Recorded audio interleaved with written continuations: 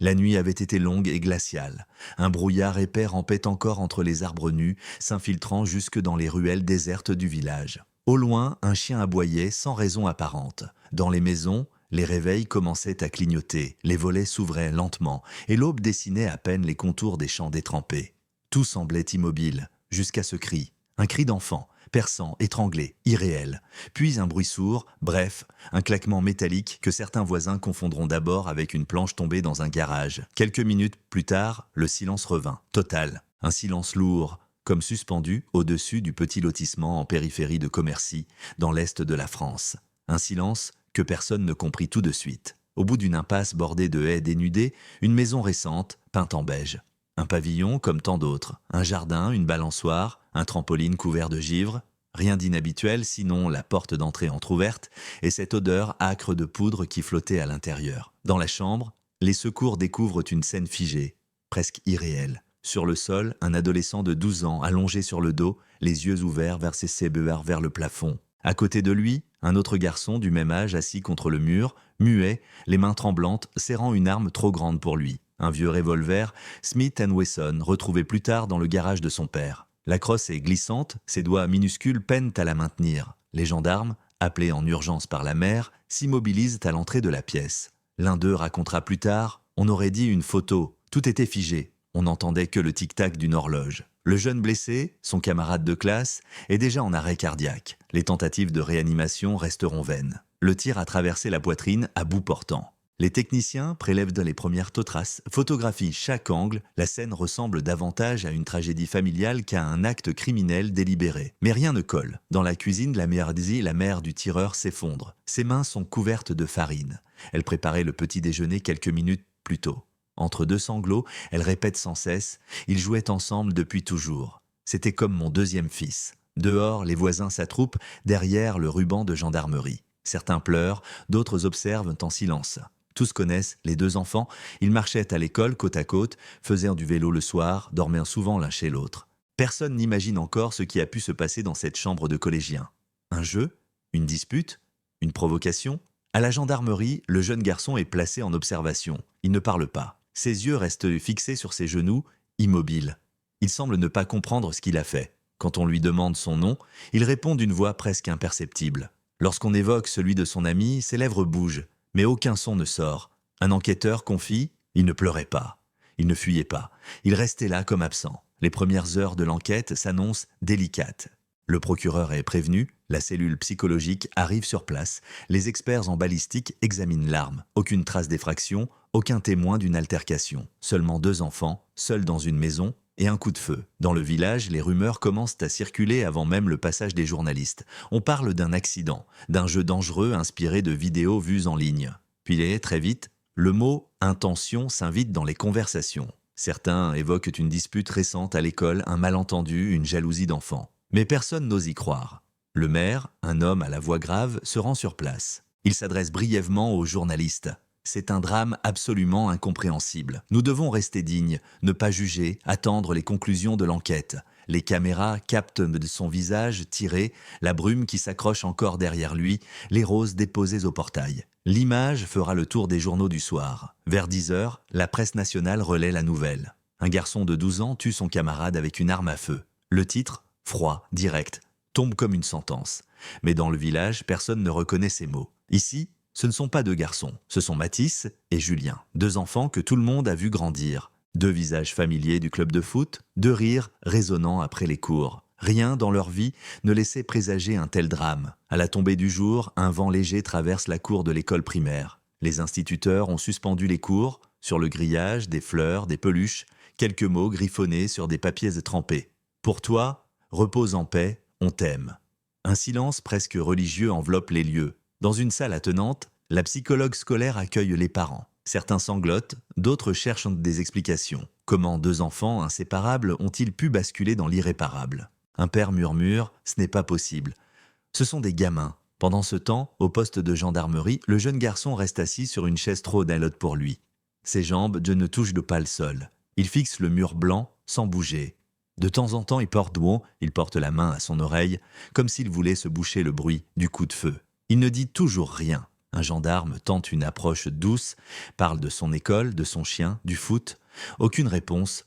Le médecin psychiatre, arrivé de Nancy, note simplement « état de sidération ». Plus tard, dans la soirée, un officier redescend du pavillon avec un petit sac plastique. À l'intérieur, des gants, un t-shirt taché et une balle déformée. La lumière bleue des gyrophares se reflète sur la façade beige de la maison. Tout est calme, à nouveau, presque trop calme. Les journalistes plient leur matériel, les voisins rentrent chez eux. Mais personne ne dort vraiment cette nuit-là. Les conversations s'éteignent lentement, les téléphones vibrent encore. Dans le salon du maire, la télévision diffuse en boucle la même image.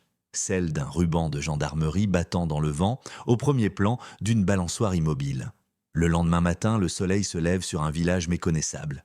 Les volets restent clos, les enfants ne sortent pas. Devant l'école, 2 gendarmes montent la garde. Les habitants déposent des fleurs, en silence, évitant de se croiser du regard. La stupeur a laissé place à une sorte de torpeur collective. Un instituteur, la voix cassée, confiera aux journalistes « On les voyait rire ensemble tous les jours. L'un ne pouvait pas vivre sans l'autre. Alors, pourquoi ?» Une question sans réponse, une question que tout le monde se posera désormais. Car ce drame, derrière sa brutalité, n'est pas qu'une tragédie isolée. Il interroge le monde des adultes, leurs absences, leurs armes mal rangées, leur silence, et quelque part dans les mots qu'on n'a pas dits, dans les gestes qu'on n'a pas vus, se cache peut-être l'origine de l'inimaginable. Dans les jours à venir, l'enquête va plonger dans le passé immédiat de ces 2 garçons, dans leurs jeux, leurs disputes, leurs secrets d'enfants, pour comprendre comment, un matin de février, l'un d'eux a franchi la frontière que personne ne devrait jamais franchir. Et c'est là que commence vraiment l'histoire. Commercy, un nom que peu de Français connaissent vraiment. Une petite commune de la Meuse, nichée entre champs de colza et forêts humides, au cœur de cette Lorraine rurale où l'hiver semble durer plus longtemps qu'ailleurs. Ici, le temps s'écoule lentement. Les habitants se saluent encore dans la rue, le boulanger connaît les prénoms de tous les enfants et les volets se ferment à la même heure chaque soir. C'est un village sans histoire, comme on dit. Un endroit paisible où les drames se résument d'ordinaire à une voiture embourbée dans un fossé ou un match de foot annulé à cause de la pluie. Rien ne préparait cette communauté à ce qu'elle allait vivre. Le quartier où vivaient les 2 garçons se trouve à la sortie du bourg, près de la route départementale qui mène à Void-Vacon. Une succession de pavillons récents construits dans les années 2000 posés sur d'anciens terrains agricoles. Les jardins sont bien entretenus, les haies taillées au cordeau, les boîtes aux lettres peintes à la main. Les familles y mènent une vie tranquille. Employés communaux, infirmières, ouvriers, quelques fonctionnaires. Ici, on parle bas, on se méfie des médias, on se connaît depuis toujours. La maison de la famille du jeune tireur, une bâtisse à un étage, se trouve au fond d'une impasse. Une pelouse, un potager, un vieux garage en tôle. Son père travaille dans le bâtiment, souvent absent la semaine. La mère, aide-soignante, assure l'essentiel du foyer. Un couple sans histoire, modeste, apprécié du voisinage. L'enfant, lui, était décrit comme discret, timide, un peu rêveur, un gamin normal, dira plus tard l'institutrice. À 2 rues de là vivait la victime, Julien. Son père, gendarme retraité, avait élevé seul son fils après la séparation. Un garçon joyeux, sportif, sociable, toujours prêt à aider les plus petits, souvent capitaine de son équipe de foot. Les 2 se connaissaient depuis la maternelle. Ils partageaient les mêmes bancs d'école, les mêmes goûters, les mêmes trajets à vélo. Leur amitié semblait solide, fusionnelle même. Dans ce coin de Meuse, les habitants se connaissent tous par le prénom. On s'invite pour un barbecue l'été, on s'entraide pour déneiger les trottoirs l'hiver. Mais derrière cette façade tranquille, la vie n'est pas toujours facile. La région souffre d'un lent déclin économique. Les jeunes partent vers Nancy ou Metz. Les commerces ferment les uns après les autres. Les anciens évoquent souvent l'époque d'avant, celle où l'usine tournait, où les cafés étaient d'eau plein. Les parents, eux, travaillent aussi beaucoup. Les enfants grandissent entre école, écran et réseaux sociaux. Les journées sont longues, parfois monotones. Dans ces villages calmes où l'ennui s'installe sans bruit, les liens d'amitié entre enfants deviennent vitaux. Mathis et Julien étaient inséparables. On les voyait passer à vélo sur la départementale, sac sur le dos, riant aux éclats. Ils jouaient souvent dans le même jardin, faisaient leurs devoirs ensemble, partageaient même les repas du soir certains jours. 2 garçons de 12 ans dans un monde qui semblait n'appartenir qu'à eux. L'école communale se dresse au centre du bourg, à 2 pas de la mairie et de l'église. Une bâtisse grise, aux volets bleus écaillés. C'est là qu'ils ont grandi, entourés d'une vingtaine de camarades seulement. Les professeurs se souviennent de 2 enfants polis, appliqués mais parfois un peu turbulents quand ils étaient ensemble. Rien d'inquiétant, juste 2 copains ordinaires, 2 garçons de campagne. À la sortie de l'école, les parents discutent souvent devant la grille. Les conversations tournent autour du temps, des notes, des prochains devoirs. Personne ne se souvient d'une tension particulière entre les deux enfants. Pas de dispute visible, pas de jalousie apparente. Mais, comme le confiera plus tard une camarade de classe, depuis quelques semaines, Julien semblait un peu distant. Mathis, lui, restait dans son coin. On ne savait pas pourquoi. Des mots d'enfant sur lesquels personne ne s'attarde alors. Le samedi, la vie s'organise autour du marché, place Charles de Gaulle. Les familles s'y croisent, achètent le pain, la viande, quelques légumes. Les conversations sont simples, souvent rythmées par les nouvelles locales. Dans ce microcosme, la rumeur du drame va bientôt tout bouleverser. Mais avant cette matinée tragique, la routine semblait inébranlable. Le soir, on dîne tôt. Les parents regardent le journal télévisé, les enfants jouent sur leur téléphone ou la console. Les mêmes gestes, les mêmes mots, les mêmes silences. La Meuse, terre discrète, vit à l'écart du bruit du monde. Loin des grandes villes, des crises et des faits divers. Jusqu'à ce que ce village sans histoire devienne, du jour au lendemain, le centre d'une tragédie nationale. Ce matin-là, le brouillard ne s'était pas encore dissipé. L'humidité collait aux vitres, les voitures démarraient lentement. À 7h45, les deux enfants s'étaient retrouvés, comme chaque jour, pour prendre le petit déjeuner avant d'aller à l'école. Un rituel anodin devenu dramatique. Dans les rues, on entendait déjà le clocher sonner l'heure. Personne n'imaginait que, quelques minutes plus tard, un coup de feu allait déchirer le calme du village. L'arrivée des gendarmes et des journalistes a brisé l'équilibre fragile de cette communauté. Les habitants, d'abord incrédules, ont vu leur quotidien se fissurer. Les caméras, les micros, les voitures banalisées, autant d'éléments étrangers à ce monde d'habitude simple. « On n'a pas l'habitude de voir tout ça ici ?»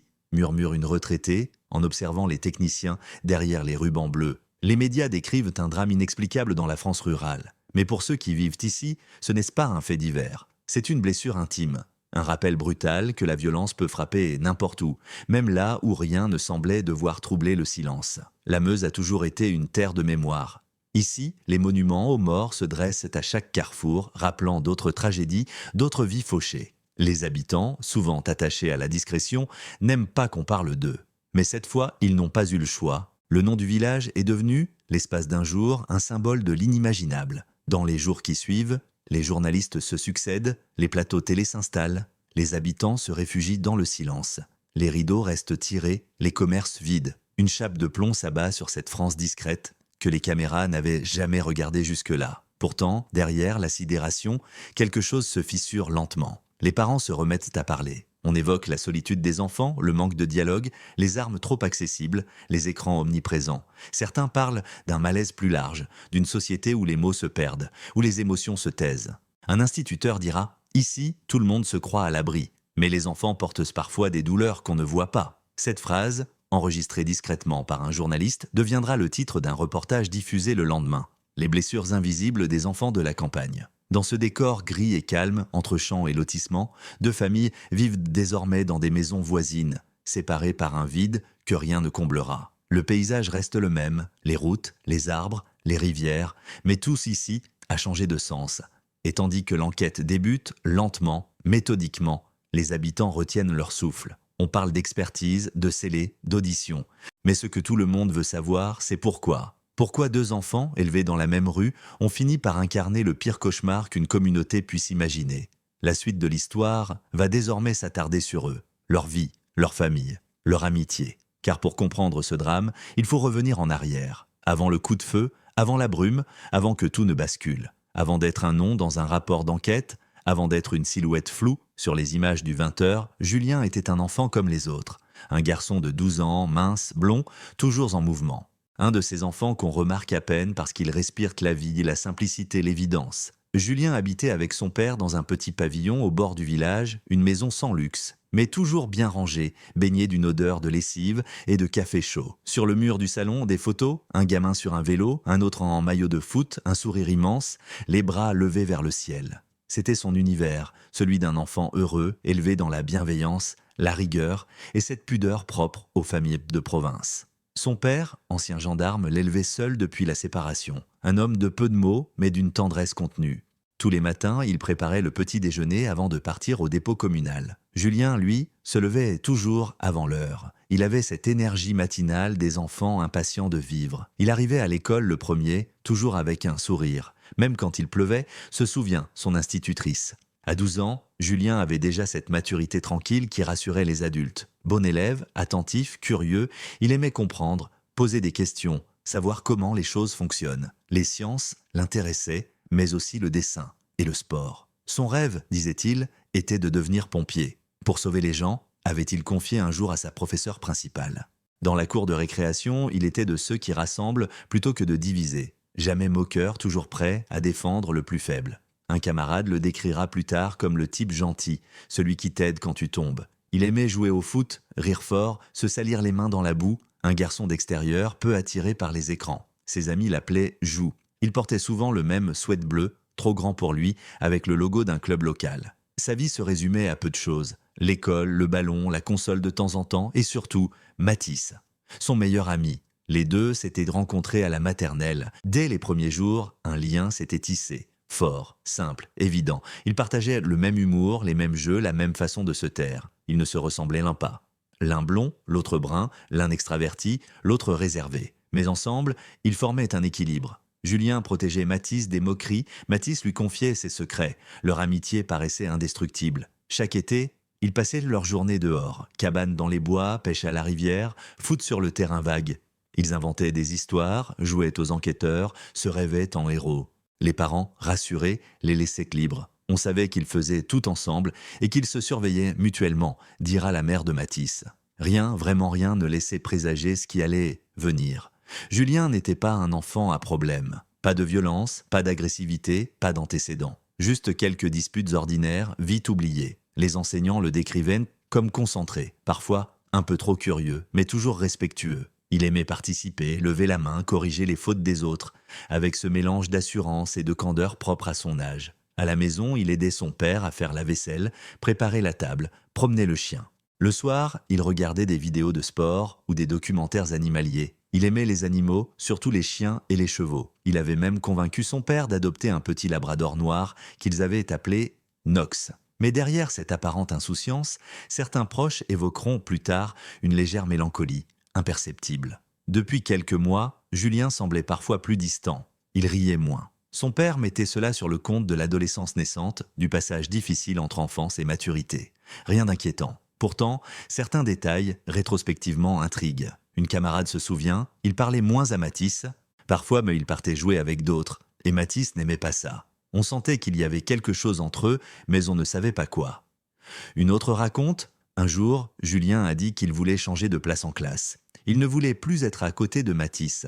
Des gestes minuscules, des mots anodins, mais dans la mécanique fragile des émotions d'enfant, ils peuvent prendre un poids immense. Julien restait pourtant un enfant joyeux. Il aimait le foot du samedi, les goûters d'anniversaire, les frites du vendredi soir à la cantine. Il collectionnait les cartes Pokémon, rêvait d'avoir un drone pour filmer les bois autour du village. Son rire éclatait souvent dans la cour, reconnaissable entre tous. La veille du drame, il avait passé l'après-midi à faire ses devoirs, puis à jouer en ligne avec des camarades. Rien d'inhabituel. Il avait même envoyé un message à Matisse. « Demain, tu viens à la maison avant l'école ?» Une phrase simple, une phrase d'enfant, la dernière qu'il écrira jamais. Dans les jours qui suivent la tragédie, les témoignages affluent. Les enseignants, les voisins, les amis, tous décrivent un garçon doux, généreux, lumineux. Un journaliste local écrira « Julien, c'était l'enfant solaire d'un village sans histoire ». Le portrait circule dans les journaux, sur les réseaux. Une photo, un visage encore rond, des yeux clairs, un sourire timide. Sous l'image, un silence. Car derrière la compassion, une question persiste. Comment un enfant aimé, entouré, sans signe d'alerte, a-t-il pu devenir victime d'un acte aussi inimaginable ? Dans la chambre de Julien, resté intact, le père n'a rien touché. Les livres d'école sont encore ouverts sur le bureau. Le ballon repose près du lit. Au mur, une affiche de l'équipe de France. Sur la table de nuit, un dessin inachevé représentant deux garçons sur un vélo. Personne ne sait s'il s'agissait d'eux. Le père vient s'y asseoir, chaque soir, sans parler. Il laisse la lampe allumée, comme pour prolonger la présence de son fils. Les voisins l'aperçoivent d'art parfois à la fenêtre, immobile, une tasse à la main. Il ne sort plus beaucoup. La vie, ici, continue sans lui. Les camarades de Julien ont organisé une marche blanche. Des ballons blancs, des bougies, des messages écrits d'une écriture d'enfant. Sur certaines pancartes, on lit « Pour Julien, on ne t'oubliera pas ». L'institutrice ouvre la marche, les yeux embués. Dans le silence, seul le bruit des pas sur le gravier accompagne la procession. Les cloches sonnent à la volée. La Meuse retient son souffle. Ce portrait, aujourd'hui, n'est plus qu'un souvenir collectif. Mais pour ceux qui l'ont connu, Julien reste une présence. Dans le terrain de foot déserté, dans le banc au fond de la classe, dans les souvenirs que chacun tente de préserver. Son nom est devenu une blessure, mais aussi un rappel, celui de l'innocence perdue, brutalement, sans raison apparente. Car comprendre cette affaire, ce n'est pas seulement chercher un coupable. C'est d'abord redonner une voix à celui qui ne peut plus parler. Julien n'était ni un symbole, ni une statistique. C'était un enfant. Et c'est par lui que l'histoire doit être racontée. La suite du récit s'attardera désormais sur l'autre protagoniste, Mathis, l'enfant qui a tiré. Car, pour comprendre le drame, il faudra plonger dans son monde à lui, ses silences, ses blessures, ses contradictions. C'est là que commence la partie la plus difficile du récit. Il s'appelait Mathis, 12 ans, des cheveux bruns en bataille, des yeux gris-vert, toujours un peu baissés. Un enfant qu'on aurait facilement pu oublier dans une photo de classe. Ni le premier de la rangée, ni le dernier. Ni turbulent, ni brillant. Juste discret. Dans les souvenirs de ses professeurs, Mathis n'a jamais fait de vagues. Un élève correct, sans difficulté majeure, mais souvent ailleurs. Le regard perdu par la fenêtre, le crayon qui tourne entre les doigts. Quand on l'interrogeait, il sursautait légèrement, comme s'il revenait d'un autre monde. Un monde à lui seul. La maison de Mathis se trouve au fond d'une impasse, à quelques centaines de mètres de celle de Julien. Une bâtisse simple, avec une façade beige, un garage en tôle et un vieux cerisier au milieu du jardin. Son père, ouvrier dans une entreprise de maçonnerie, partait tôt le matin, rentrait tard le soir. Un homme fatigué, silencieux, parfois colérique mais pas violent, juste usé. Sa mère, aide-soignante dans un EHPAD à 10 km de là, enchaînait les gardes de nuit, souvent absente. Mathis passait beaucoup de temps seul. C'est un gamin calme, poli, un peu dans la lune, se souvient une voisine. Il disait toujours bonjour, mais on ne l'entendait presque pas. Dans sa chambre, il passait des heures à dessiner. Des paysages, des animaux, parfois des personnages qu'il inventait. Sur les cahiers retrouvés après le drame, les enquêteurs ont noté des croquis minutieux. Des maisons, des arbres, des silhouettes floues, rien d'alarmant. Juste un enfant qui s'évade dans l'imaginaire. Son univers se limitait à peu de choses. L'école, la maison, les jeux vidéo et Julien. Le seul avec qui il riait vraiment. Le seul devant qui il parlait librement. Les deux formaient un duo fusionnel, parfois exclusif.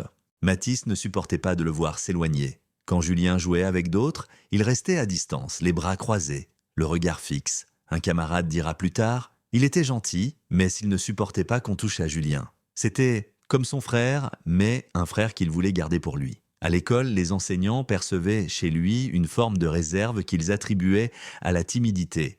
Mais avec le recul, certains y voient autre chose. Une peur du jugement, une hypersensibilité. Mathis avait du mal à exprimer ses émotions. Quand il était en colère ou triste, il se refermait. Il n'élevait jamais la voix, ne frappait jamais, il se taisait. Et ce silence-là, personne ne l'a vraiment entendu. Son père, souvent absent, ne parlait pas beaucoup. Les soirs où il rentrait tôt, il dînait devant la télévision, un repas simple, presque mécanique. Les échanges étaient mais rares, limités à quelques mots. « T'as fait tes devoirs ? Range ta chambre, couche-toi pas trop tard. » Rien de plus, une routine sans tendresse mais sans conflit apparent. Sa mère, douce mais épuisée, tentait de compenser. Elle déposait des mots sur la table. « Bonne journée mon grand, je rentre tard. Bisous », des petits papiers qu'il rangeait dans une boîte, soigneusement. Quand les enquêteurs les retrouveront, ils comprendront combien cet enfant cherchait la présence dans l'absence. À l'école, certains se moquaient doucement de lui. Parce qu'il parlait peu, parce qu'il rougissait vite, parce qu'il n'avait pas de téléphone dernier cri. Rien de cruel, juste ces petites piqûres quotidiennes qu'on oublie vite quand on est entouré, mais qui blessent profondément quand on est seul. Julien, lui, prenait sa défense, toujours. Il désamorçait les moqueries, riait pour deux. Et Mathis lui en était reconnaissant. Mais cette reconnaissance, peu à peu, s'est transformée en quelque chose de plus lourd, une forme de dépendance affective. Les adultes n'ont rien vu venir. Comment auraient-ils pu ? Aux réunions parents-profs, les bulletins étaient bons, les appréciations positives. Les voisins saluaient un garçon tranquille. Tout semblait normal. Mais à 12 ans, les émotions ne se disent pas toujours avec des mots. Elles se devinent dans un regard, un geste, un silence prolongé. Et dans le cas de Mathis, tout se passait à l'intérieur. Sous la surface calme, une tempête invisible grandissait. Depuis quelques mois, selon les camarades, l'amitié entre les deux garçons s'était fragilisée. Julien voulait découvrir d'autres groupes, s'ouvrir à d'autres amis. Mathis, lui, le vivait comme une trahison. Il ne comprenait pas ce besoin de distance. Il craignait de le perdre sans savoir comment le dire. Alors, il se taisait encore plus. À plusieurs reprises, l'institutrice a remarqué un changement subtil. Julien riait moins avec lui. Mathis restait souvent à l'écart pendant les récréations, observant de loin. Quand elle lui demandait si tout allait bien, il hochait simplement la tête. Oui, madame, toujours cette même réponse, courte, polie, rassurante, mais fausse. Un soir, après les cours, Julien n'était pas venu jouer. Mathis avait tourné longtemps autour de sa maison sans oser sonner. Puis il était rentré chez lui, s'était enfermé dans sa chambre. Sa mère se souvient, il ne voulait pas manger. Il m'a dit qu'il était fatigué. J'ai cru que c'était l'école. Le lendemain, il avait repris son visage habituel, calme, neutre, impassible, comme si rien ne s'était passé. Les enquêteurs, plus tard, retraceront ses jours ordinaires avec précision. Aucune trace de violence, aucun signe précurseur évident, mais une accumulation de petites blessures invisibles, le sentiment d'exclusion, la solitude, l'absence de repères adultes, des éléments qui, chez un enfant hypersensible, peuvent se transformer en un mélange dangereux de colère et de confusion. L'arme retrouvée dans le garage appartenait à son père, un vieux revolver hérité d'un grand-oncle mal rangé dans une boîte en fer. Mathis savait où elle se trouvait. Il l'avait vue plusieurs fois, mais rien ne prouve qu'il ait eu l'intention de s'en servir avant ce matin-là. Et c'est précisément ce qui rend cette histoire si incompréhensible. Dans son entourage, personne ne l'aurait imaginé capable d'un geste violent. Les mots qui reviennent dans les témoignages sont les mêmes. Doux, sage, sensible. Un garçon qui ne supportait pas de voir quelqu'un pleurer. Un enfant qu'on aurait dit incapable de tuer une mouche. Et pourtant, un matin d'hiver, dans une chambre d'enfant, il a appuyé sur la gâchette. Sans cri, sans explication. Comme si tout le silence accumulé s'était condensé en un seul geste. Aujourd'hui encore, les spécialistes qui ont analysé son profil parlent d'un effondrement émotionnel soudain, un basculement imprévisible. Pas de préméditation claire, pas de haine, pas de plan, juste une rupture intérieure, brutale, dans un moment de solitude totale. L'acte d'un enfant dépassé par ce qu'il ressent, incapable de nommer sa douleur. Ce n'est ni une excuse, ni une justification. C'est un constat tragique, celui d'un enfant qui n'a pas trouvé les mots et qui a choisi, sans le comprendre, l'irréparable. Après le drame, Mathis n'a pas fui. Il n'a pas tenté de cacher ce qu'il avait fait. Il est resté là, immobile, tenant encore l'arme, regardant son ami au sol. Quand les gendarmes sont arrivés, il n'a opposé aucune résistance. Il a simplement murmuré « Je voulais qu'il m'écoute », une phrase qui glace mais parce qu'elle dit tout et ne dit rien. Aujourd'hui, dans les rapports d'expertise, son nom n'est jamais accompagné d'adjectifs. Les psychologues, les magistrats, les enquêteurs le décrivent avec retenue, car juger un enfant de 12 ans, c'est affronter quelque chose d'indicible. Mathis n'est ni un monstre, ni une victime. Il était les deux à la fois. Et c'est ce qui rend cette histoire si profondément humaine et si douloureuse. Dans le village, certains refusent encore de prononcer son prénom. D'autres, plus discrets, murmurent qu'il faut aussi penser à lui, qu'il reste quelque part un enfant brisé, enfermé dans sa propre culpabilité. Sa mère, depuis, a quitté la région. Son père ne parle plus à personne. La maison, au fond de l'impasse, est restée vide pendant des mois. Les rideaux tirés, la boîte aux lettres scellée. Un passant dira « On ne sait pas ce qui fait le plus peur, ce qu'il a fait, ou le fait qu'on ne l'ait pas vu venir. Et maintenant, l'enquête commence vraiment. Les gendarmes, les experts, les juges vont tenter de comprendre ce que personne ne peut comprendre. Comment un enfant aimé, silencieux, presque invisible, a pu commettre l'impensable. Dans les jours suivants, les premiers éléments vont apparaître, des détails, des gestes oubliés, des signaux qu'on n'a pas su lire. Et c'est là que l'histoire prend un autre tournant, celui des premiers signes d'alerte. Les jours qui ont précédé le drame ressemblent, à première vue, à tous les autres. Des matins froids, des trajets d'école, des goûters partagés, des devoirs étalés sur la table du salon. Rien d'extraordinaire, rien d'inquiétant, et pourtant, dans les détails les plus banals, se cachent parfois les signes qu'on ne sait pas voir. Fin janvier, le froid s'installe, la neige menace. Dans la cour de l'école, les enfants jouent en grappes serrées. Julien, lui, s'éloigne un peu du groupe, l'air distrait. Mathis, comme toujours, le suit à distance. Un geste, une hésitation, il s'approche, lui parle. Julien hausse les épaules, s'éloigne à nouveau. Une camarade de classe se souvient. On sentait qu'ils ne s'entendaient plus comme avant. Mais ce n'était pas une grosse dispute. Juste des petits trucs, comme entre copains. Les adultes, eux, ne voient rien, mais à rien. Pour eux, les deux enfants sont simplement moins proches. Une évolution normale, à cet âge où les amitiés se transforment, se recomposent. Pourtant, dans les carnets de notes, un détail passe inaperçu. Mathis, d'ordinaire appliqué, commence à rendre ses devoirs en retard. Les dictées sont bâclées, les cahiers mal tenus. Rien de dramatique, mais un changement subtil. L'institutrice, attentive, le note mentalement. Elle pense à la fatigue, à la croissance. Peut-être un manque de sommeil. Un matin, elle l'interpelle gentiment. « Mathis, ça va ? Tu sembles fatigué ces temps-ci. » Il répond comme toujours « Oui, madame » et baisse les yeux. rien de plus. Le père de Mathis, lui, ne remarque pas grand-chose, ses journées sont longues, ses soirées courtes, les repas se passent en silence. La mère, de son côté, s'inquiète un peu. Elle sent son fils plus nerveux, plus fermé, il parle moins, reste dans sa chambre. Mais elle se dit que c'est l'âge, l'adolescence qui pointe, avec ses humeurs. Un soir, elle tente d'engager la conversation. « Ça va mon cœur ? T'as passé une bonne journée ?» Il répond sans la regarder « Oui maman » et retourne à son dessin. Sur la feuille, une cabane dans les bois, sous un ciel sombre. En bas, 2 silhouettes. L'une d'elles tient quelque chose dans la main.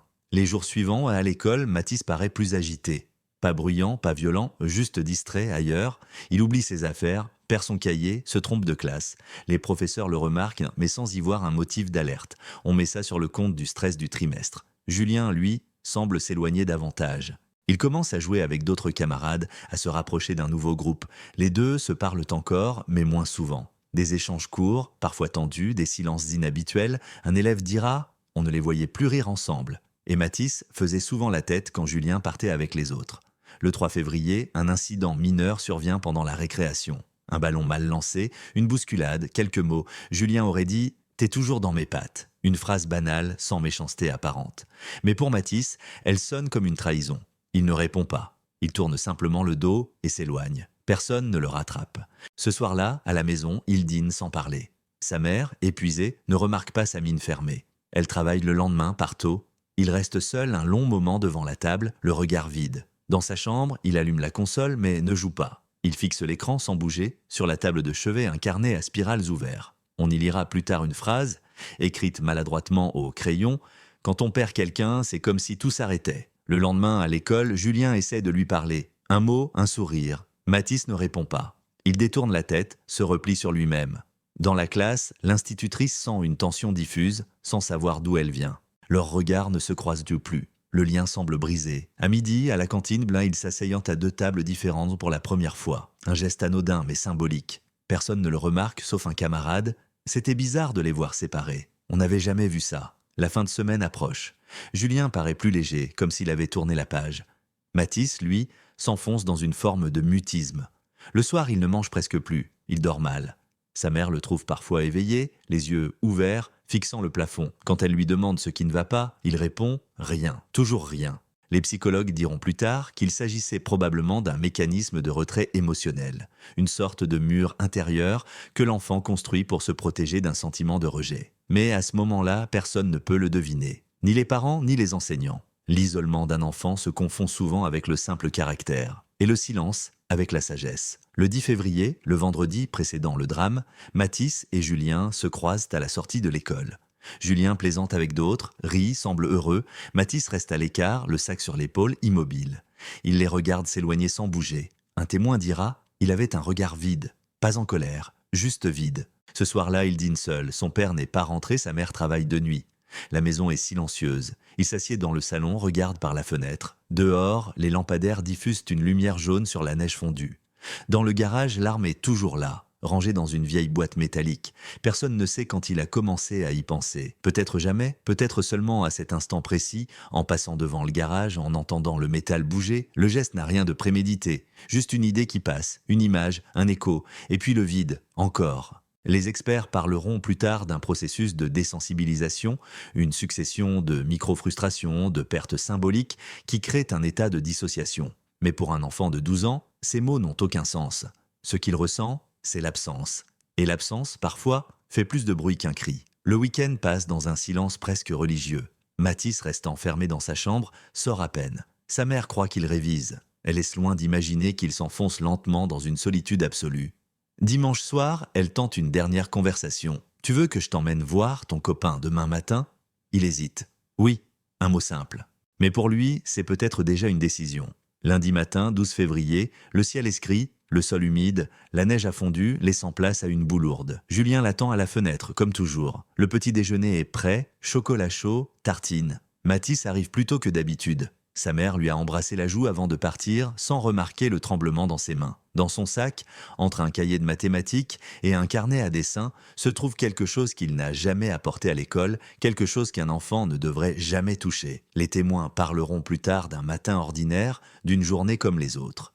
Mais pour lui, tout semblait différent. L'air plus froid, le silence plus lourd, le monde plus lent. Un monde qui vacille sans que personne ne le voie. Et c'est là, à cet instant précis, dans le calme d'un petit village endormi, que s'achèvent les derniers instants d'enfance, les derniers battements d'une amitié. Avant le bruit, ce lundi 12 février s'annonçait comme un matin d'hiver ordinaire.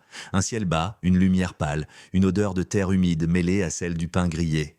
Rien dans l'air ne laissait présager la tragédie qui allait suivre. À 7h42, selon les relevés de l'enquête, Mathis quitte sa maison. Son sac sur l'épaule, son bonnet enfoncé jusqu'aux oreilles. Il avance lentement dans la ruelle déserte.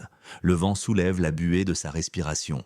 Chaque pas crisse sur le gravier gelé. Il n'a pas encore 12 ans et demi. Le monde autour de lui est silencieux, endormi. La maison de Julien est à 3 minutes à pied. Au loin, les lumières de la cuisine sont déjà allumées. Julien est levé, il met la table, prépare le chocolat chaud comme il le fait souvent quand sa mère travaille tôt. Une habitude, un rituel d'amitié. À 7h46, la sonnette retentit. Julien ouvre la porte, sourire aux lèvres. « Salut, t'es en avance ?» Un ton joyeux, presque moqueur. Mathis ne répond pas tout de suite. Son visage est fermé, son bonnet encore sur la tête.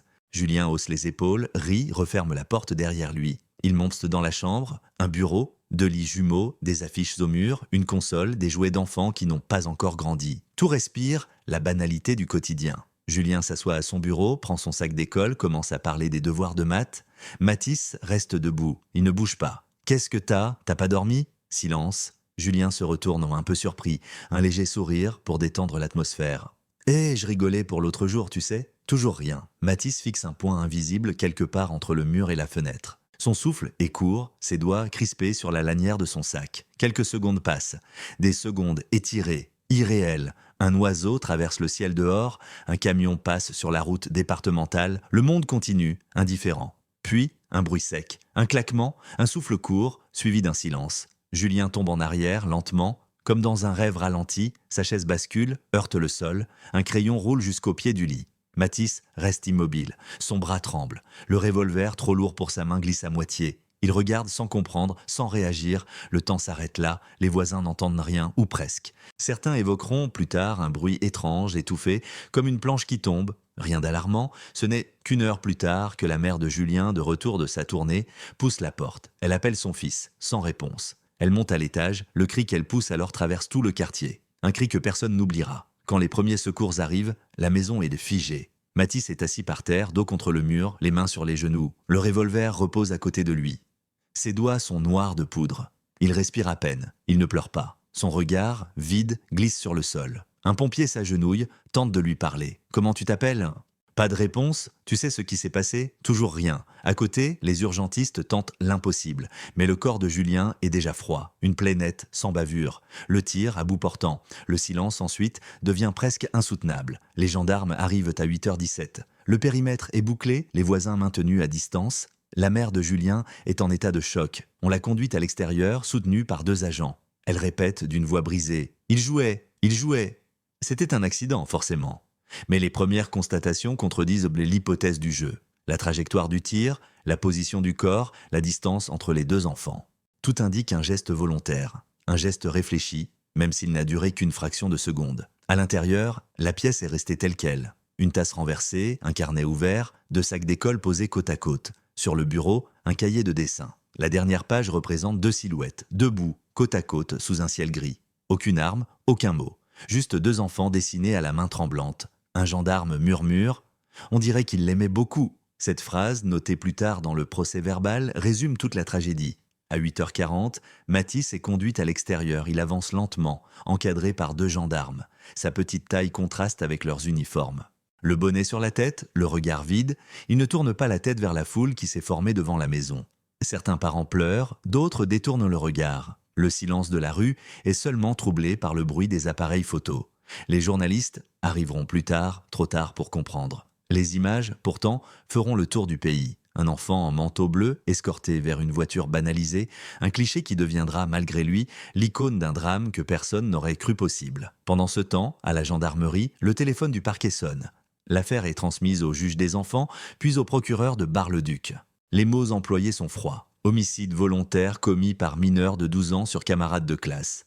Mais derrière cette formule, il y a une réalité impossible à nommer, car en droit français, un enfant de cet âge ne peut pas être jugé comme un adulte. Et pourtant, il vient de commettre l'irréparable. Dans les heures qui suivent, les experts sont dépêchés sur place. La scène est photographiée, mesurée, reconstituée. Chaque détail consigné, chaque trace relevée. Un journaliste local, arrivé en fin de matinée, écrit dans son carnet « Rien ne préparait ce village à une telle violence. Les visages sont figés. On se parle à voix basse, comme dans une église. » Le mot « violence », ici, ne désigne pas seulement le tir.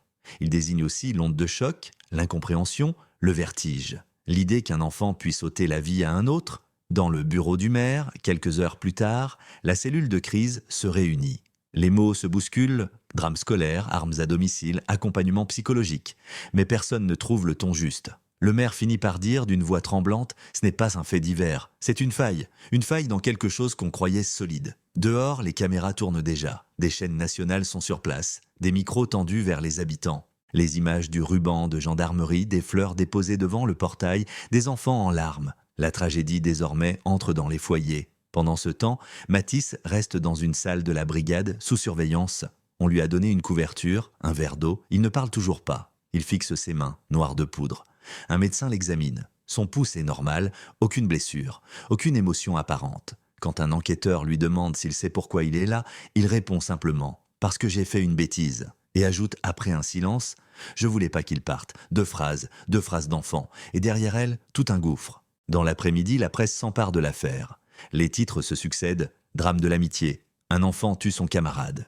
Inimaginable en Meuse, un garçon de 12 ans tire sur son ami. Mais derrière les mots, le pays entier retient son souffle, car ce drame touche à quelque chose de fondamental. La frontière entre l'enfance et la responsabilité, entre l'amour et la peur, entre le jeu et la mort. À 17h20, la gendarmerie termine la reconstitution préliminaire. Les scellés sont posés, la maison vidée. Dans le couloir, un officier confie « Ce genre d'affaires, on en voit une dans une vie. Et quand c'est un enfant, on n'oublie jamais. » Dehors, la nuit tombe lentement sur le village, les gyrophares s'éteignent un à un. Le silence revient, lourd, presque solennel. Les habitants rentrent chez eux, referment leurs volets, comme pour se protéger de ce qu'ils viennent de voir. Et pendant que la presse boucle ses articles et que les experts consignent leurs rapports, quelque chose change dans l'air. Le sentiment d'innocence s'est envolé. Plus personne, ici, ne se sent à l'abri. Le lendemain, les enquêteurs vont commencer à interroger les témoins, les enseignants, les familles. Ils chercheront à comprendre les heures qui ont précédé le drame, à démêler le réel du silence. Et dans ce processus, d'autres vérités vont émerger. Parfois dérangeantes, parfois inattendues. C'est le début des premières investigations, celles qui confrontent la douleur à la méthode, l'émotion à la raison. Et c'est là que l'histoire continue. Le drame s'est produit à peine quelques heures plus tôt, et déjà, le village tout entier retient son souffle. Le bruit court d'abord à voix basse, entre voisins. Puis il se répand de maison en maison, de téléphone en téléphone, comme une onde qui ne s'arrête jamais. Avant midi, tout le monde sait. Un enfant a tiré sur son ami. Dans un pavillon ordinaire, dans une ruelle sans histoire. Et rien, désormais, ne sera plus comme avant. À l'école communale, la directrice reçoit l'appel de la gendarmerie. Sa main tremble sur le combiné. Elle ferme les yeux un instant, puis rassemble son équipe. Les professeurs, blêmes, se réunissent dans la salle des maîtres. Personne ne parle.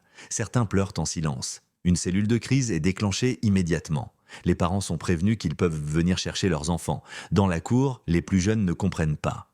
Ils voient les adultes courir, parler vite, chuchoter. Ils sentent qu'il s'est passé quelque chose de grave, mais personne n'ose leur dire quoi. Un instituteur murmure « Comment on explique à des enfants qu'un de leurs camarades est mort et que c'est un autre élève qui a tiré ?» Peu après midi, les premières voitures de presse se garent devant la mairie.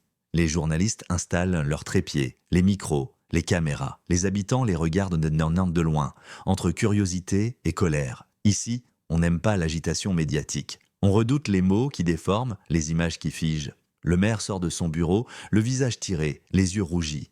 Devant les caméras, il prononce une courte déclaration. « C'est un drame d'une ampleur inimaginable.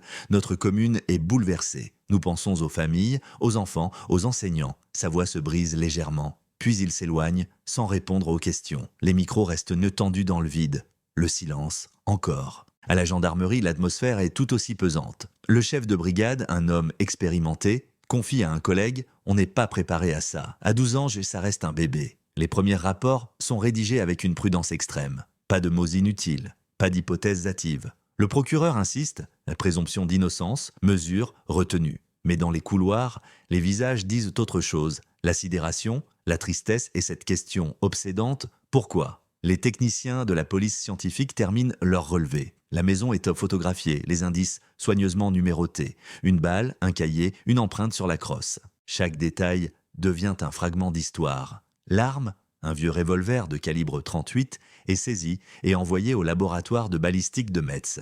Elle appartenait au père de Matisse, mal entreposée dans une boîte métallique sans verrou. Les gendarmes la manipulent avec précaution, conscients que cet objet inanimé symbolise désormais tout ce qu'ils redoutent le plus.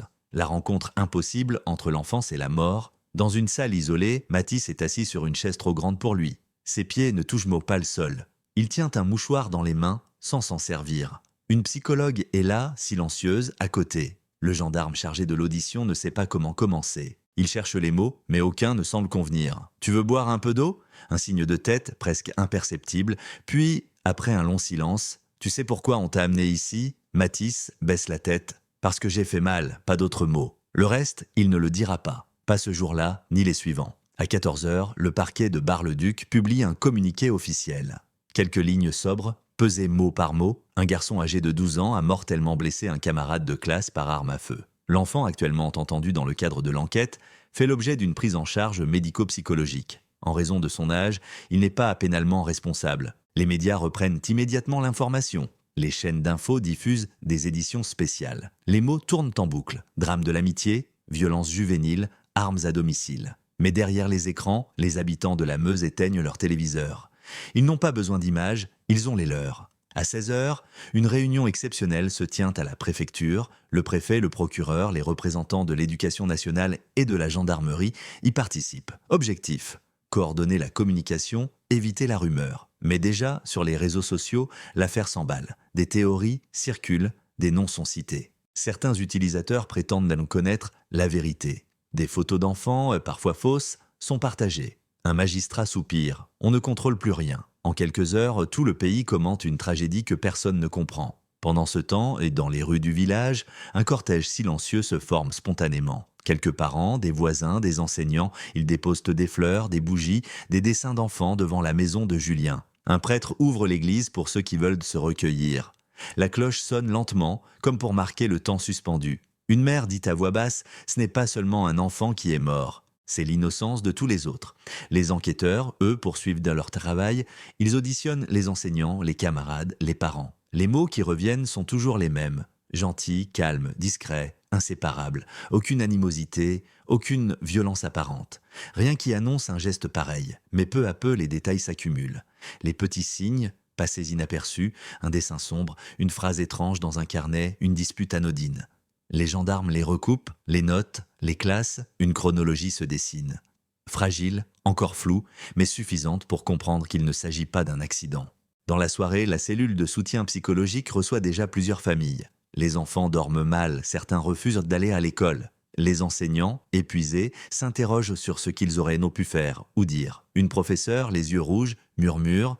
On voit les signes, parfois. Mais on ne veut pas y croire, parce que ce sont des enfants. Parce qu'on se dit que ça passera. Ces mots résonnent dans le silence de la salle. Personne ne répond. Vers 20 heures, les lumières de la gendarmerie restent allumées. Matisse, allongé sur un lit d'appoint, s'est enfin endormi. Une infirmière ajuste la couverture. Son visage paraît apaisé, presque innocent. Un contraste insupportable pour ceux qui l'observent. Le gendarme de garde note dans son rapport « Il dort profondément, comme un enfant ». Cette phrase, reprise plus tard dans le dossier, résume l'abîme de cette affaire, la coexistence du geste irréparable et de l'enfance intacte. Dehors, le village s'endort à son tour. Les volets se ferment, les rues se vident. Mais personne ne trouve vraiment le sommeil. Dans chaque maison, la même pensée tourne en boucle. Et si c'était le nôtre ? Le père de Julien, lui, ne dort pas. Assis sur une chaise face à la fenêtre, il fixe la lumière des lampadaires. Sur la table, le dessin de son fils, celui des 2 silhouettes sous un ciel gris. Il le replie soigneusement, le range dans une enveloppe et murmure « Il était son ami, juste son ami ». Le lendemain matin, les équipes de la police scientifique reviennent. Le garage du père de Matisse est inspecté à nouveau. La boîte métallique contenant l'arme est photographiée. Aucun verrou, aucun dispositif de sécurité. Un simple cadenas posé à côté, jamais utilisé, un détail minuscule qui prendra bientôt une importance capitale. Dans la presse, les débats s'enflamment déjà. Faut-il interdire la détention d'armes chez les particuliers, renforcer le contrôle parental? Certains parlent de tragédie sociétale, d'autres de fatalité. Mais ici, dans le village, les habitants refusent de parler de société. Pour eux, ce n'est pas une question de politique, c'est une question de cœur. À midi, les enquêteurs rendent leur premier rapport au parquet. Les conclusions sont prudentes. Pas de préméditation clairement établie. Un geste impulsif dans un contexte de forte détresse émotionnelle. Le procureur résume en une phrase « Ce que nous avons là, c'est le drame du silence ». Dans les jours qui suivent, l'enquête s'élargit. Les experts psychiatres, les assistants sociaux, les enquêteurs de terrain commencent à croiser leurs analyses. Peu à peu, une toile se dessine. Des manques, des absences, des mots jamais dits. Chaque détail devient une pièce d'un puzzle plus grand. Et c'est cette enquête, lente, méthodique, mais déchirante, qui va bientôt révéler les pistes divergentes, les contradictions, les zones d'ombre, des révélations qui bouleverseront à nouveau le village. Et la France entière. Les jours qui suivent le drame plongent le village dans un silence presque religieux. Mais derrière les portes closes, la machine judiciaire s'est mise en marche. Méthodiquement, froidement, sans répit. Car il faut comprendre ce que rien, à première vue, ne peut expliquer. À Bar-le-Duc, la section de recherche de la gendarmerie prend la direction de l'enquête.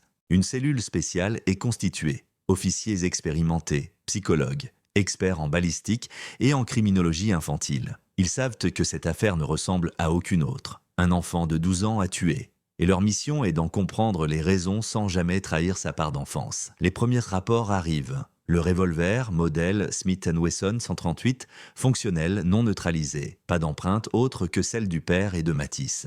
L'arme était rangée dans une boîte en métal sur une étagère du garage. Aucun verrou, aucun cadenas. Le père affirme « Je pensais qu'il ne savait même pas où elle était ». Mais dans les carnets scolaires, les dessins, les objets retrouvés dans la chambre de Matisse, certains éléments sèment le doute.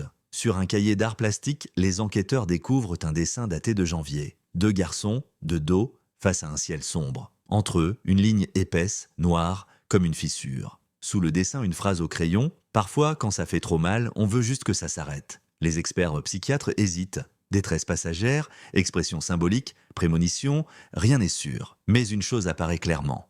Matisse traversait un moment de fragilité extrême. Dans les jours suivants, les gendarmes auditionnent plus d'une vingtaine de témoins. Des enseignants, des élèves, des parents, des voisins. Les versions se ressemblent, mais quelques détails divergent. Une camarade évoque une dispute plus vive qu'on ne l'avait dit. Un autre parle d'un mot de trop, prononcé devant tout le monde. Julien aurait dit « Arrête de me suivre tout le temps ».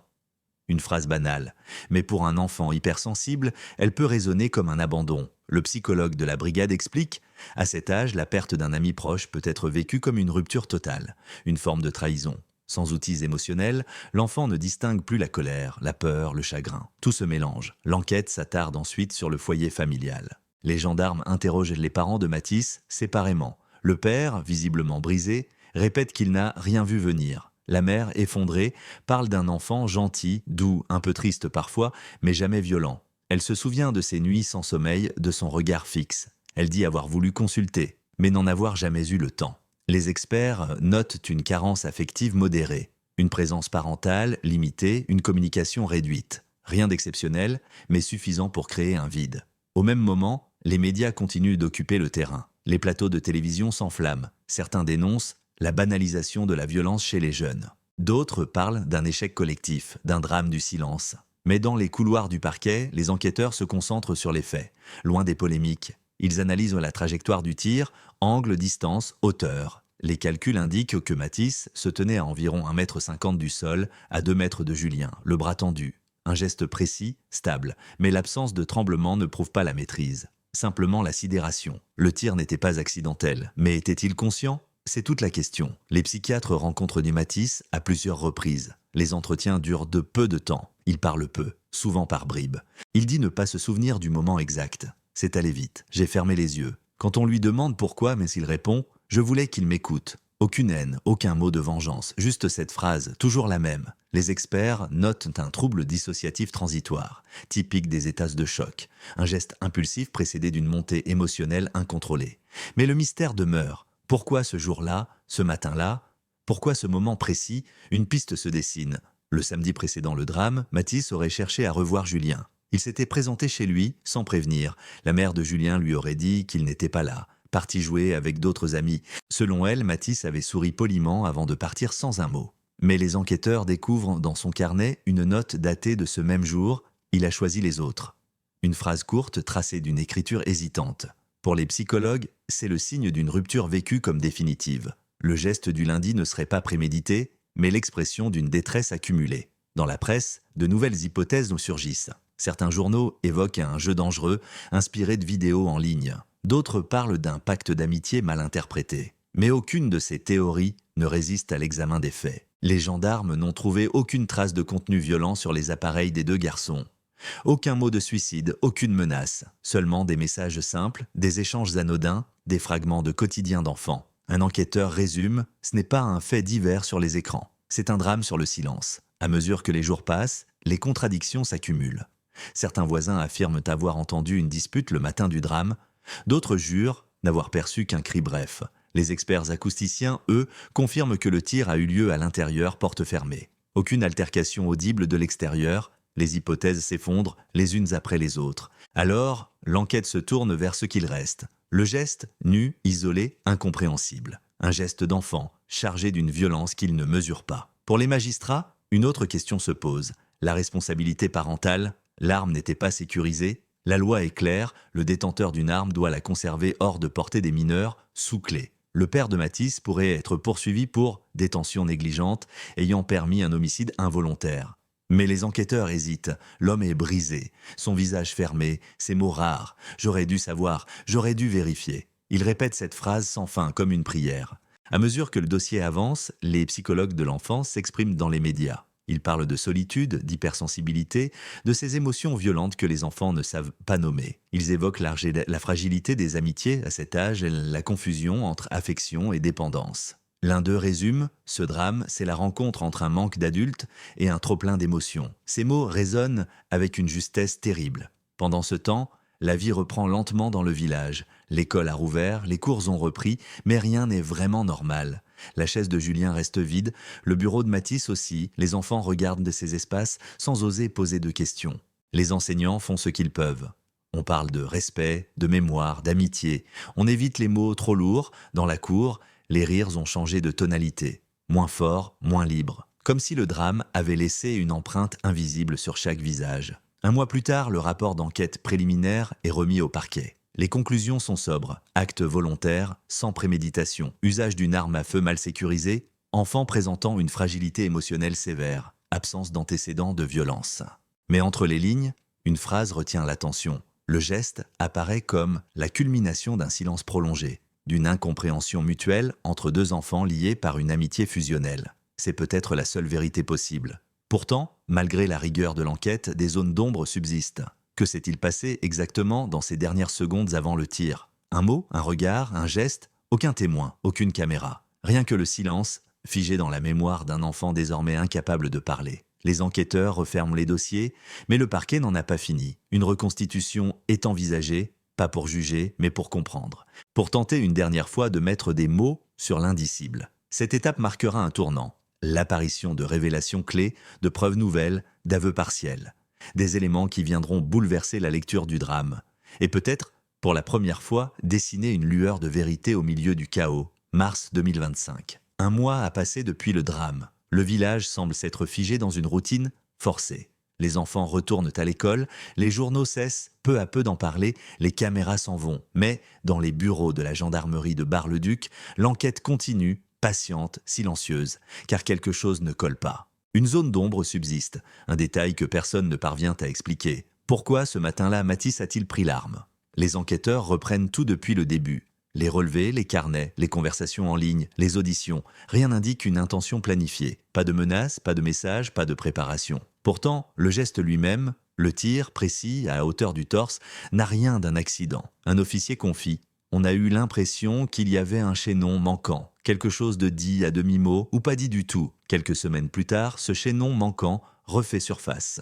Il provient d'un objet anodin, un dictaphone numérique retrouvé dans le sac de Julien, oublié dans la boîte des scellés. Les techniciens pensent d'abord à un enregistreur scolaire. Les enfants l'utilisaient pour un projet en classe. Mais, à l'écoute, un passage attire l'attention. Un enregistrement daté du 11 février, la veille du drame. On y entend des voix d'enfants, des rires, des bruits de chaises, puis une discussion. Julien, reconnaissable, dit « Arrête de me suivre tout le temps, ça devient lourd ». Et Mathis répond calmement « Je te suivrai pas, t'inquiète ». Puis un silence. Et enfin, à peine audible « Demain, je viendrai plus ». Une phrase courte noyée dans le brouhaha. Mais pour les enquêteurs, elle change tout. Les psychologues l'interprètent comme le point de bascule émotionnel. La promesse, ou plutôt la décision, d'une rupture. Le lendemain matin, Mathis n'a pas su venir différemment. Il est venu pour mettre fin à ce qu'il ne comprenait plus. Non pas dans l'idée de tuer, mais dans celle de faire cesser la douleur. Chez certains enfants, la notion de fin ne se distingue pas encore clairement de celle de mort. Ils veulent arrêter quelque chose, pas forcément quelqu'un, explique le psychiatre chargé de l'expertise. Cette phrase, notée dans son rapport, fera date. Les experts en balistique confirment ensuite un autre détail. Le tir n'a pas été effectué à bout de bras, comme on le croyait, mais à hauteur de poitrine, l'arme tenue à 2 mains, presque à distance de contact. Un geste instinctif, pas maîtrisé. Ce n'est pas un tir de visée, mais un tir de panique. Le scénario se précise. Une discussion qui dégénère, une impulsion, le geste irréversible. Le dictaphone n'est pas la seule révélation. Quelques jours après sa découverte, une camarade de classe de Julien n'accepte enfin de parler plus longuement. Elle raconte un épisode resté sous silence. 2 jours avant le drame, Julien aurait confié « Mathis me fait peur parfois. Il me regarde sans rien dire, mais il aurait ajouté aussitôt « Je crois qu'il est juste triste ». Une peur mêlée d'affection, une phrase d'enfant qui, rétrospectivement, prend un poids terrible. Les enquêteurs croisent alors les témoignages, les messages, les dessins, l'enregistrement. Peu à peu, un schéma se dessine. Un attachement excessif, un sentiment d'abandon, une solitude grandissante, une arme accessible, une succession de maillons faibles qui, mis bout à bout, forment une tragédie. Dans un rapport intermédiaire, la gendarmerie écrit « L'acte n'est ni prémédité, ni accidentel ». Il s'inscrit dans une logique émotionnelle impossible à verbaliser. Le père de Mathis est à nouveau entendu. Il reconnaît avoir manipulé l'arme quelques jours avant le drame, pour la nettoyer. Il admet aussi que son fils était présent, silencieux, à quelques mètres. Je lui ai dit de ne pas toucher, mais il ne m'a rien répondu. J'ai cru qu'il n'écoutait pas. Il baisse la tête. Je n'ai jamais imaginé qu'il s'en souviendrait. Ce détail, lui aussi, pèse lourd, car il prouve que Mathis connaissait le fonctionnement de l'arme, au moins en partie. Pas pour s'en servir, simplement parce qu'il l'observait. Et c'est peut-être là, sans qu'on le sache, que s'est imprimée la possibilité du geste. Dans le bureau du procureur, les conclusions s'affinent. Le scénario final, à ce stade, se dessine ainsi. Le 11 février au soir, après une dernière mise à distance de Julien, Mathis décide de ne plus venir le voir. Mais son attachement le pousse à vouloir une explication. Le 12 février au matin, il prend le revolver, sans véritable intention. L'objet symbolise la puissance, le moyen d'être entendu. La confrontation dans la chambre dégénère en quelques secondes, un mot, un geste, une larme. Puis le tir, un enchaînement tragiquement simple. Pour les magistrats, une question demeure. Mathis comprenait-il la portée de ce qu'il faisait? Les experts sont unanimes. Non, il savait qu'une arme peut tuer, mais il n'en mesurait pas la conséquence. Pas dans la durée, pas dans la réalité. Chez un enfant, la mort reste une idée abstraite, lointaine. Le cerveau n'intègre pas encore l'irréversibilité. Ces mots ne suffisent pas à apaiser, mais ils expliquent. En parallèle, les gendarmes examinent un dernier élément. Une lettre trouvée dans le tiroir de la chambre de Mathis, jamais envoyée, écrite à la main sur une feuille d'écolier. On y lit « Je suis désolé si je t'ai embêté. Je voulais juste qu'on reste amis. Quand t'es avec les autres, j'existe plus. Mais si je parle, tu te moques. Alors j'ai préféré me taire. » Signé d'un simple « M ». Le papier est froissé, taché d'encre. La date, 10 février, 2 jours avant le drame. Ce document bouleverse le ton de l'enquête. Les mots sont ceux d'un enfant blessé, pas d'un meurtrier. Les enquêteurs eux-mêmes, habitués aux pires scènes, baissent la tête en silence. L'un d'eux écrit dans son carnet « On cherche la logique, mais ici il n'y en a pas. » Seulement la détresse d'un gamin qui n'a pas trouvé les mots. Le 20 mars, le parquet clôt la première phase de l'instruction. Le rapport final conclut, le geste de Mathis apparaît comme la conséquence d'un isolement affectif profond, combiné à un accès facilité à une arme à feu. Aucun élément de préméditation n'a été établi. L'enfant n'est pas pénalement responsable, mais demeure l'auteur matériel du tir. Des mots précis, glacés, nécessaires. Mais derrière la technicité du droit, chacun comprend, l'affaire ne trouvera jamais de coupable au sens ordinaire. Le père de Julien, informé des conclusions, garde le silence. Il ne cherche pas la vengeance. Il veut comprendre, seulement comprendre. Un jour, lors d'un entretien avec la psychologue, il dit « Ce que je ressens, ce n'est pas de la haine, c'est du vide. Et dans ce vide, il y a encore les 2 enfants. » Ces mots, sobres, touchent Dieu ceux qui l'écoutent. Ils disent à la fois la douleur et l'humanité. Dans les semaines suivantes, la reconstitution du drame est organisée, non pas pour juger, mais pour confirmer les faits. Matisse y participe, encadré par des éducateurs spécialisés. La scène est rejouée sans armes réelles dans une maison vide.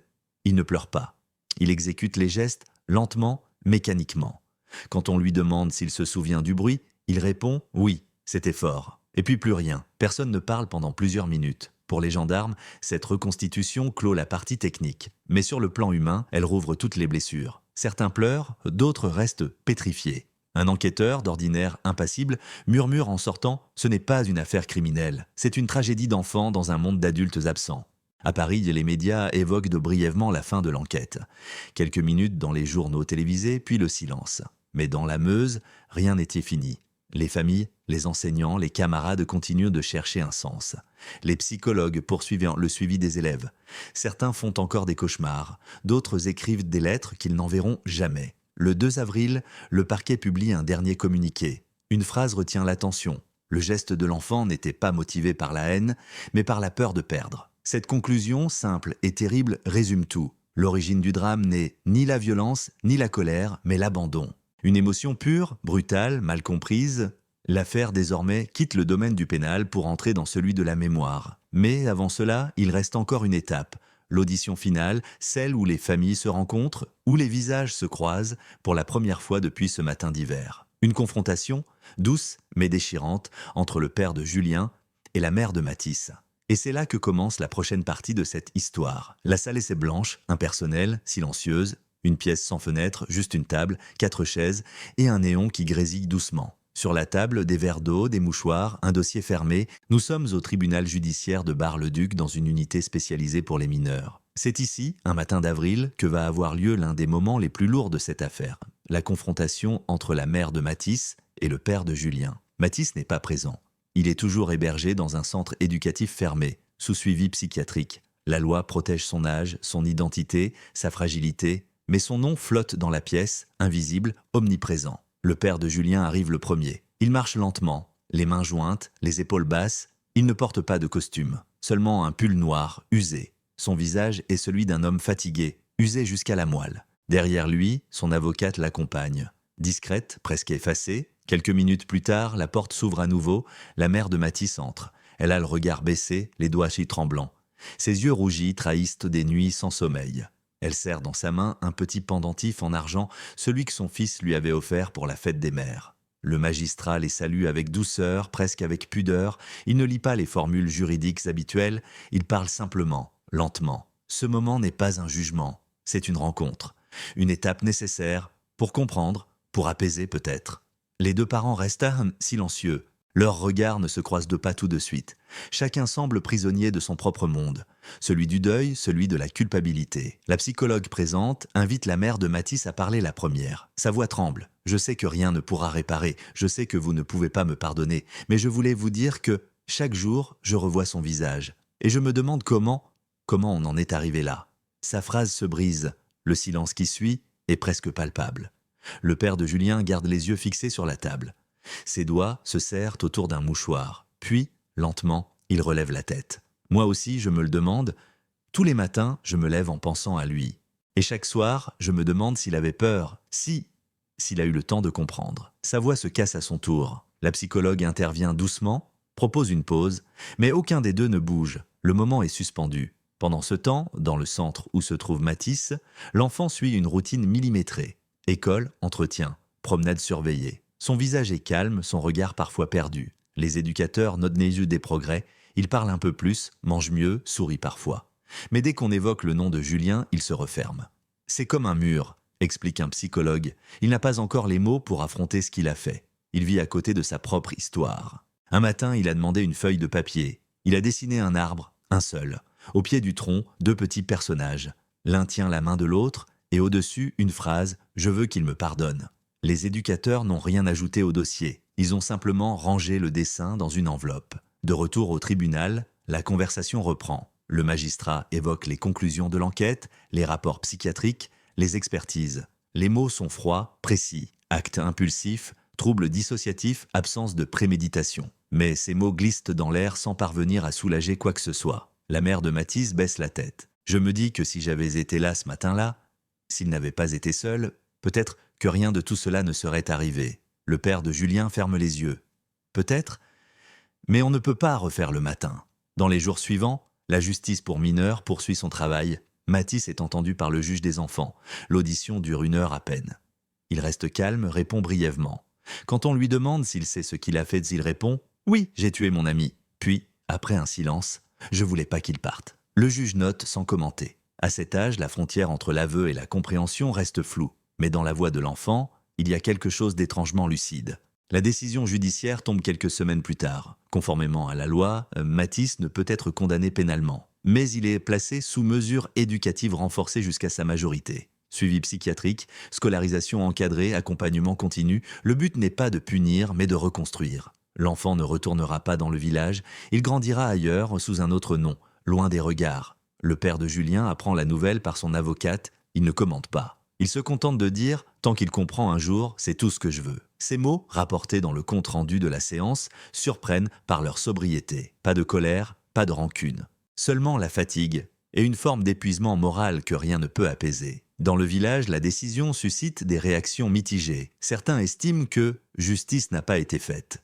D'autres rappellent que c'est encore un enfant. Le maire, interrogé par la presse, résume « Il n'y a pas de justice possible dans une histoire comme celle-ci. Il n'y a que la dignité à préserver. Les médias, eux, s'éloignent. Le drame s'efface peu à peu des écrans, remplacé par d'autres actualités. Mais pour ceux qui ont vécu ici, rien ne s'efface. Chaque matin, en passant devant l'école, on sent encore la trace du silence. La mère de Mathis, désormais suivie par une cellule psychologique, écrit une lettre au père de Julien. Elle ne la lui enverra peut-être jamais. Mais ces mots sont simples. « Je n'attends pas votre pardon, je voulais juste que vous sachiez qu'il prie pour lui tous les soirs. Qu'il dit son nom avant de s'endormir et que moi, je pleure les 2 enfants. La lettre sera versée au dossier, à la demande de la psychologue. Elle ne changera rien sur le plan juridique, mais humainement, elle dit l'essentiel. » Quelques mois plus tard, au début de l'été, une rencontre discrète est organisée à la demande du père de Julien. Pas une audience, pas une procédure. Une simple visite dans le cadre d'un accompagnement thérapeutique. Mathis ne le sait pas encore. Il joue dans le jardin du centre, sous la surveillance d'un éducateur. Quand l'homme entre, il s'arrête. Le temps se suspend. Le père de Julien s'approche lentement. Il ne dit rien. Il s'assoit sur un banc à quelques mètres. Mathis baisse la tête, tremble. L'éducatrice, debout à côté, murmure « Vous n'êtes pas obligé de lui parler. » Mais il parle. « Bonjour Mathis. » Un silence. « Je suis le papa de Julien. » L'enfant ne bouge pas. Ses lèvres s'entr'ouvrent. Je sais. Le père respire longuement, cherche ses mots. « Je voulais te voir. Pas pour te gronder. Pas pour comprendre. Juste pour te dire que je n'oublie pas mon fils. Mais que je n'oublie pas non plus que tu étais son ami. » Mathis se met à pleurer. Pas fort, pas bruyamment. Des larmes silencieuses, presque contenues. Le père se lève, s'éloigne sans un mot de plus. L'éducatrice, bouleversée, note simplement dans son rapport « Premier contact direct, fort, apaisant, humain. » Ce moment, personne ne le filmera. Aucune image, aucun micro. Rien que 2 présences, reliées par un souvenir commun, par une absence impossible à combler. Et dans ce silence, quelque chose se referme doucement. Pas le deuil, pas le pardon. Mais une reconnaissance mutuelle. Celle de 2 vies détruites qui, un instant, ont cessé de s'affronter. À la fin de l'été, la justice des mineurs classe provisoirement le dossier. Les rapports médicaux sont positifs. Mathis progresse. Il suit une thérapie, apprend à nommer ses émotions. Il écrit beaucoup, des lettres, des histoires, des poèmes. Dans l'un d'eux, retrouvé plus tard, il écrit « J'ai fait du mal à mon meilleur ami. Je voudrais lui dire que je l'aime encore. » Pour les habitants du village, l'affaire reste une cicatrice. Mais peu à peu, la vie reprend. Les enfants jouent à nouveau dans la cour. Les rires reviennent, timides, puis plus forts. Le père de Julien passe parfois devant l'école sans s'arrêter. Il regarde les nouveaux élèves, les cartables, les vélos, et murmure « Il aurait eu 13 ans cette année. La justice, elle, referme son dossier. Mais ce qu'elle ne peut clore, c'est la mémoire. » Car ce drame n'appartient plus seulement aux procédures. Il appartient à tous ceux qui, un jour, ont aimé, ont perdu, ont voulu comprendre. À l'extérieur, la caméra du documentaire filme la sortie des fidèles. Ce village, longtemps défini par un drame, est devenu un lieu de mémoire vivante. Ici, on ne cherche plus à comprendre l'incompréhensible. On apprend seulement à écouter, parce que parfois, écouter suffit à sauver. La caméra s'élève lentement au-dessus du tilleul, les feuilles bougent dans la lumière, les voix des enfants s'éloignent. Un dernier plan, fixe, silencieux, le vent souffle à peine, et puis le noir, quelques secondes de silence total. Puis une phrase apparaît à l'écran, à Julien, à Mathis, à tous les enfants qu'on n'a pas su entendre à temps. Le texte disparaît lentement. Le son d'un cœur d'enfant reprend, discret, comme un battement au loin.